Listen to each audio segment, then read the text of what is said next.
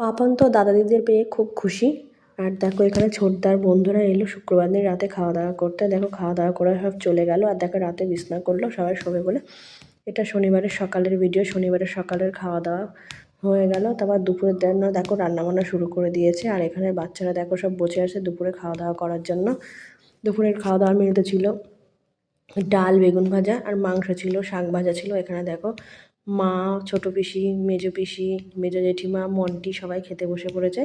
এদের খাওয়া দাওয়া হলে তারপর দেখো আমরা খেতে বসেছি অনিতা দি, মিঠু দি, শিখা দি, আমি আর পায়েল আর দিদিভাই খেতে বসে পড়েছি। দেখো সন্ধ্যাবেলা ওরা একটু লেপের মধ্যে শুয়ে আছে, বসে বসে সবার সাথে গল্প করছিলাম।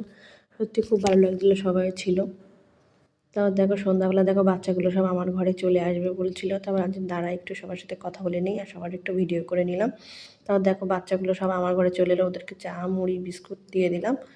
তারপরে চানাচুর দিলাম। দেখো বসে বসে চোর পুলিশ খেলছিলাম আর নীলিমার দিয়ে আর আমি বসে বসে দেখো গান করছিলাম, তাই তোমাদের কাছে একটু শেয়ার করলাম।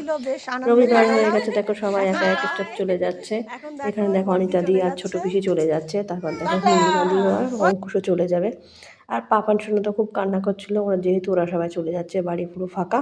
দেখো নীলিমাদি আর পায়েল দাঁড়িয়ে কথা বলছে। দেখো নীলিমাদিও চলে গেল। আর দুপুরে দেখো দুটো হনুমান বসে আছে পাপানের গাড়ির সামনে। আর পাপান তো গাড়িটা নিতে খুবই ভয় পাচ্ছিল। তারপরে দেখো যেখানে খাওয়া দাওয়া হয়েছিল তার প্যান্ডেল উপরে দেখো 4-5টা হনুমান চলে এসেছে। আর পাপান শুনে তো খুবই ভয় পাচ্ছিল। তারপর দেখো দুপুরে খাওয়ার জন্য দিদিভাই কত কিছু রান্না করেছে, দিদিভাই আর পায়েল। আমার ভিডিওটি ভালো লাগলে লাইক কমেন্ট শেয়ার করবেন, অবশ্যই কিন্তু আমার পাশে থাকবেন। আর দেখা হবে অন্য কোনো ভিডিওতে। ভালো থাকবেন, সুস্থ থাকবেন, টাটা বাই বাই।